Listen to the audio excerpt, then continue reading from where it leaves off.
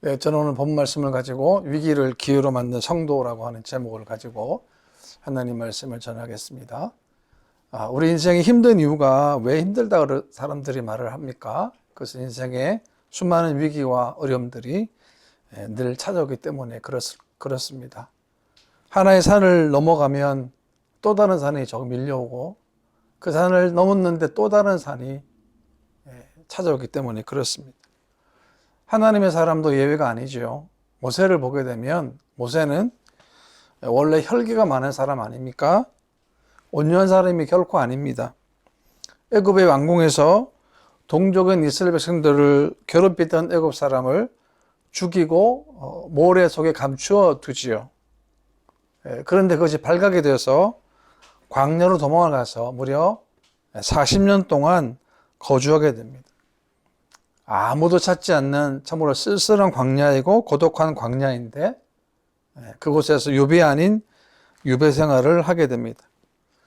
나이 80이 되어서 하나님이 모세를 부르지 않습니까? 그 40년 동안의 모세는 광야 기간 동안에 하나님이 그를 온유한 자로 만들어 가십니다.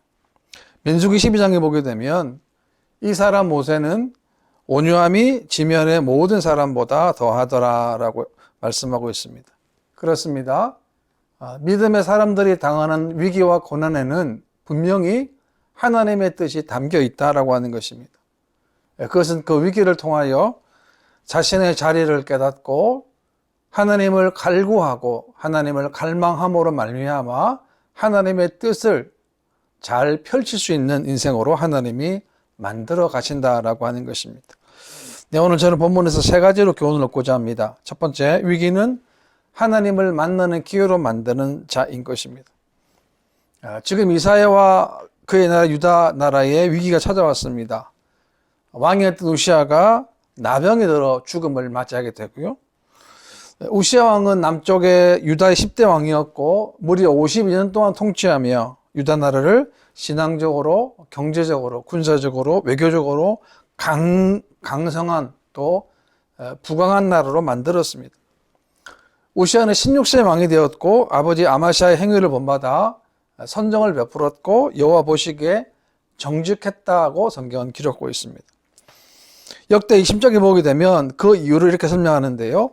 하나님의 묵시를 밝게 하는 스게라가 사는 날에 하나님을 찾았고 그가 여호와를 찾을 동안에는 하나님이 형통하게 하셨더라라고 했습니다. 그러니까 우시아가 형통한 이유가 뭡니까? 그가 하나님을 찾았기 때문에 그가 형통했고 그 나라가 형통한 것입니다.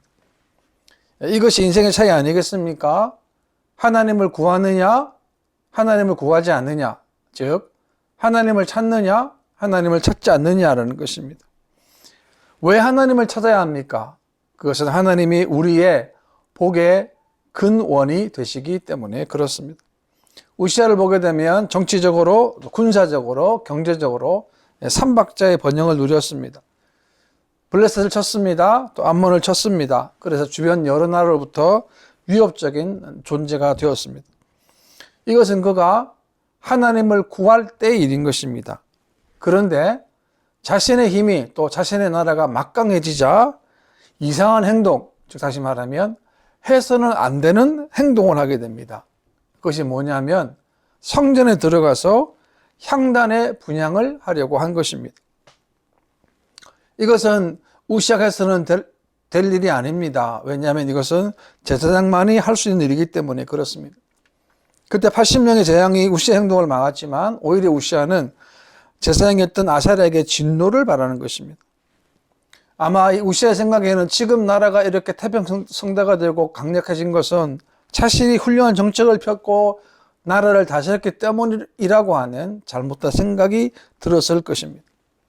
그러한 교만한 마음이 들어서 제사장 외에 들어갈 수 없는 성소에 함부로 들어가 분향을 하려고 한 것입니다. 역대 20장에 보게 되면 그가 강성해짐에 그의 마음이 교만하여 악을 행하여 그의 하나님 여호와께 범죄하되 곧 여호와의 성전에 들어가서 향단에 분향하려 한지라라고 했습니다. 그러니까 하나님의 은혜를 망각한 교만한 행동이 아닐 수 없습니다. 교만이 뭡니까? 교만은 내가 할 수 없는 일을 하려고 하는 것입니다. 그리고 내가 해서는 안 되는 일을 하려고 하는 것입니다. 그러니까 형통할 때에, 즉 하나님의 도우심을 더 기억하고 더 조심해야 하는 이유가 바로 여기에 있는 것입니다. 왜 그렇습니까? 자칫 잘못하면 형통이 오히려 화근이 될 수도 있기 때문에 그렇습니다. 우선 어떻게 됩니까? 하나님의 징계로 나병이 발하게 되는 것입니다. 자신의 이마에 나병이 발았기 때문에 성전에 쫓겨나게 되고 별궁에 격리 수용하게 되었습니다. 죽은 후에도 열조의 무덤에 묻히지 못하고 왕들의 묘실에 접한 땅에 묻혔습니다. 이런 시대적 상황이 이사야에 닥친 상황입니다. 1절 말씀 보게 되면 우시아 왕이 죽던 해에 내가 본즉 주께서 높이 들인 보좌에 앉으셨는데 그의 옷자락은 성전에 가득하였고 라고 했습니다. 이사야는 우시아 왕의 친척입니다. 그런 친척인 영웅적인 왕이 하나님께 범죄하여 죽었기 때문에 유다 나라도 또 개인도 위기 상황에 몰렸습니다. 그러나 그에게 위기는 곧 기회였습니다. 이사야는 위기를 기회로 만들었습니다. 이사야는 위기 가운데 성전에서 섬기던 중에 주님이 높은 보좌에 앉으셨는데 그 옷자락이 성전에 가득함을 보았습니다. 시편 11편에 보게 되면 여호와께서는 그의 성전에 계시고 여호와의 보좌는 하늘에 있으며 라고 했습니다. 무슨 말입니까? 하나님의 성전에 계신다는 사실이 왜 중요합니까? 하나님께서 성전에서 그의 백성을 만나주시고 응답하시고 역사하시기 때문에 그렇습니다. 열왕기상 8장에 보게 되면 주의 종과 주의 백성 이스라엘이 이곳을 향하여 기도할 때에 주는 그 간구함을 들으시되 주께서 계신 것 하늘에서 들으시고 들으시사 사하여 주옵소서라고 기도했습니다. 이것은 솔로몬의 기도 내용인데요. 성전에서 기도하면 하나님이 들으시고 응답해 달라는 간절한 기도인 것입니다. 솔로몬은 자신뿐만이 아니라 이스라엘 백성들의 기도도 응답해 달라는 간구인 것입니다. 무슨 말입니까? 하나님 우리 모든 기도를 다 들으신다는 것입니다.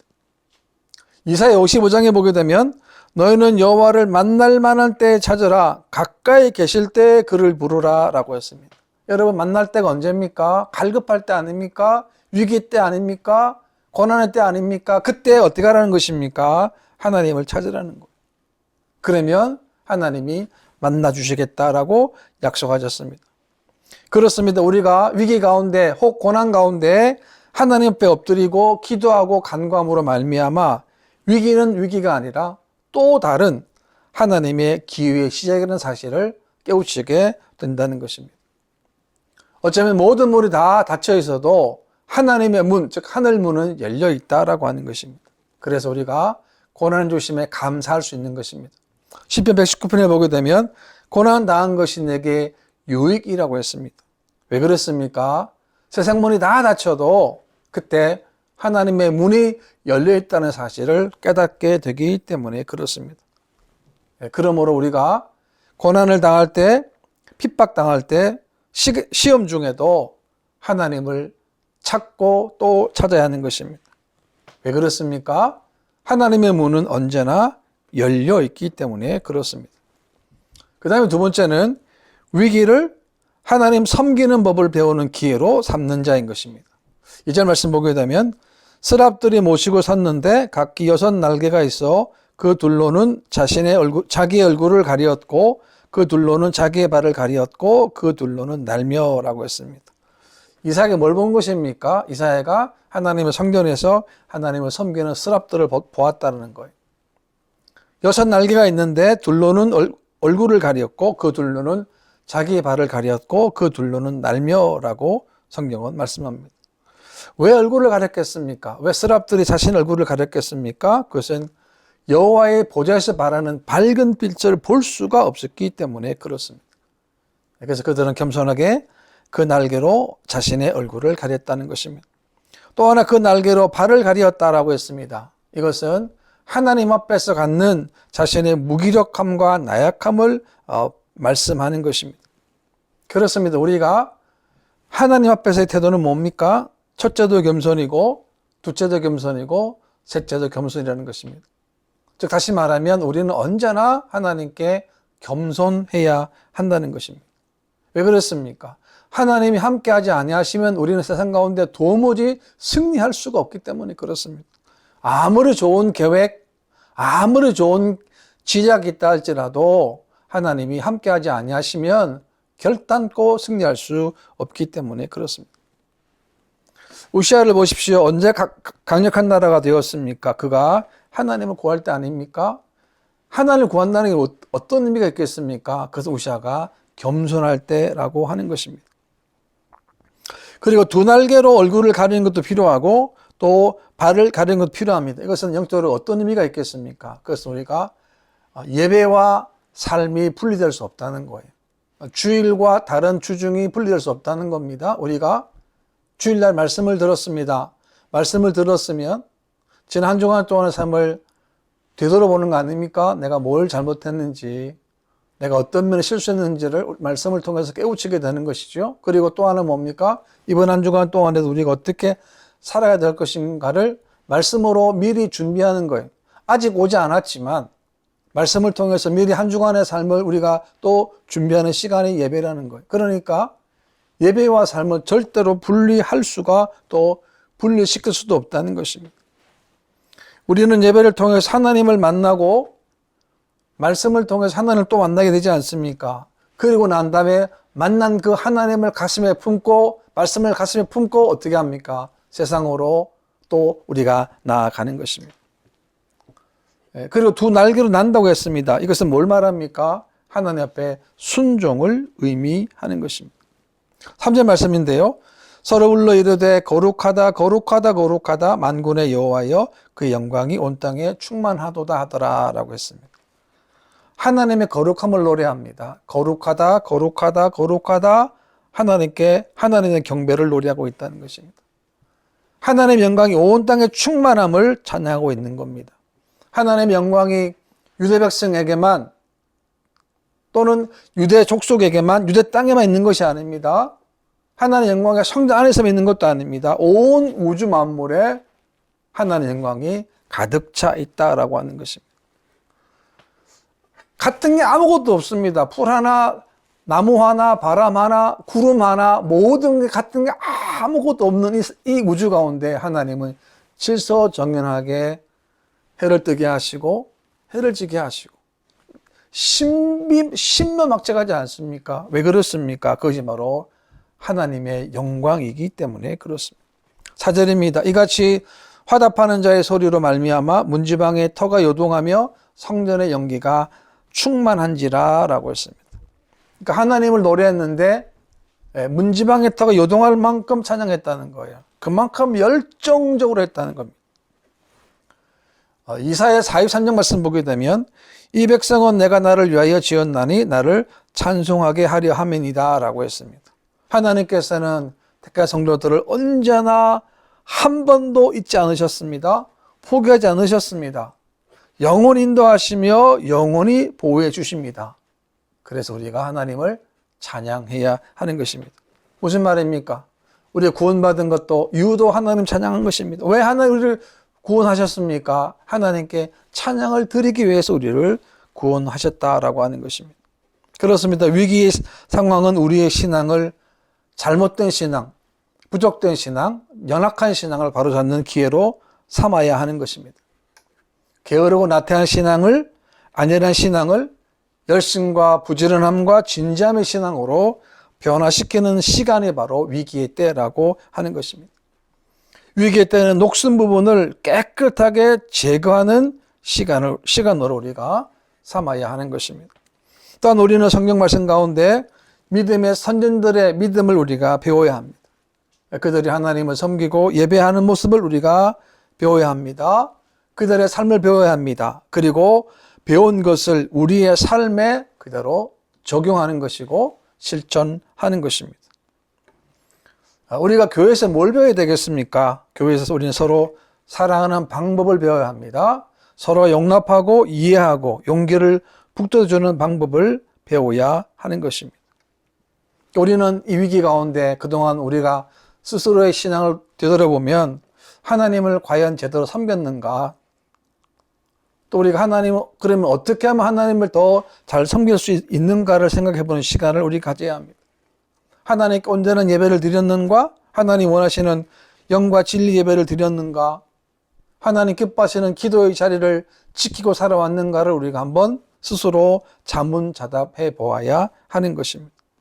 이 사실을 정확하게 확인하는 시간이 바로 고난과 위기의 시간이기 때문에 그렇습니다.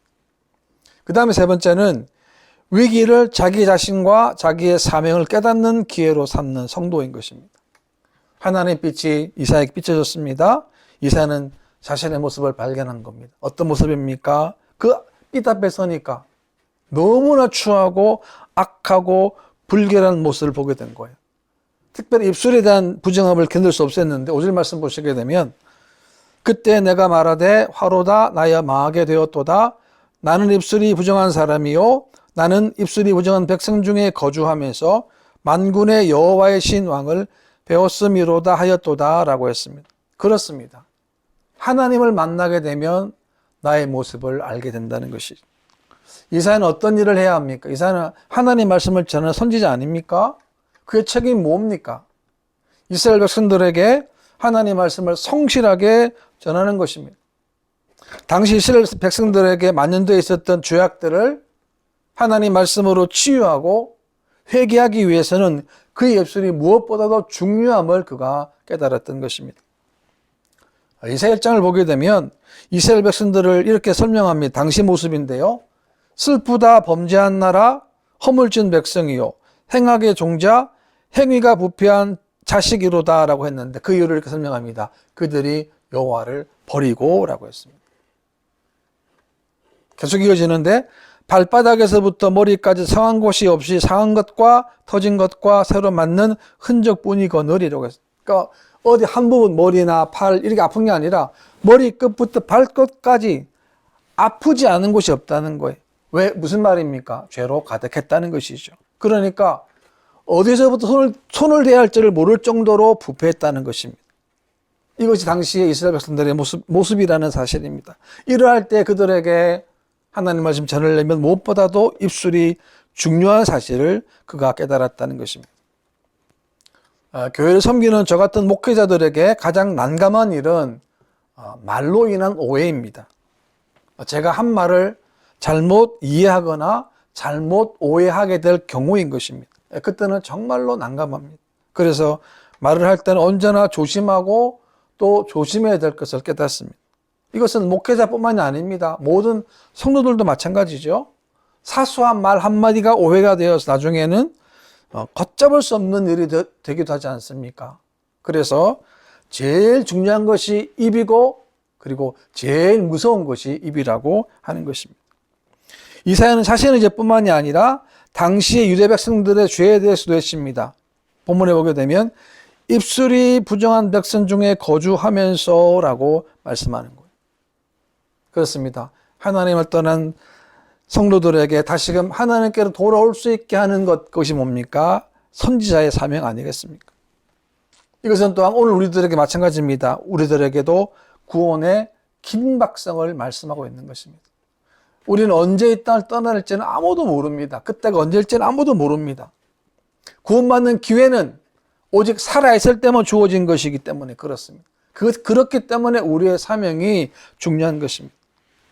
하나님 만나고 보니까 내가 망하게 되었다는 사실을 깨달았을 때는 망하지 않습니다. 왜요? 진짜 참된 소망을 발견했기 때문에 그렇습니다. 하나님만이 참된 소망임을 알았기 때문에 그렇습니다. 어떻게 할 수 있습니까? 하나님만이 우리의 길을 열어주시고 하나님이 함께 하셔야 우리의 길에 하나님의 축복의 역사가 넘치기 때문에 그렇습니다.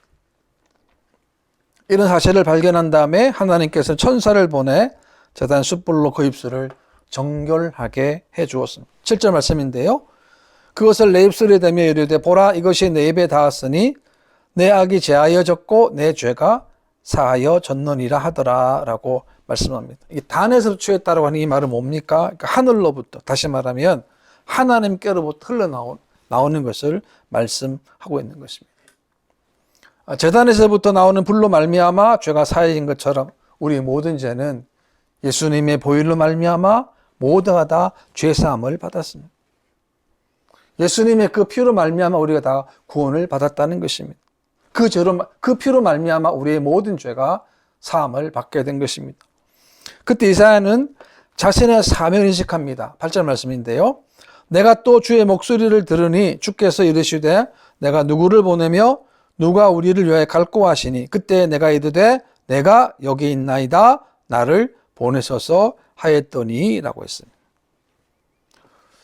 하나님이 찾으시는 사람은 누굽니까? 하나님의 명령에 즉각적으로 반응하고 즉각적으로 순종하는 사람이라고 하는 것입니다.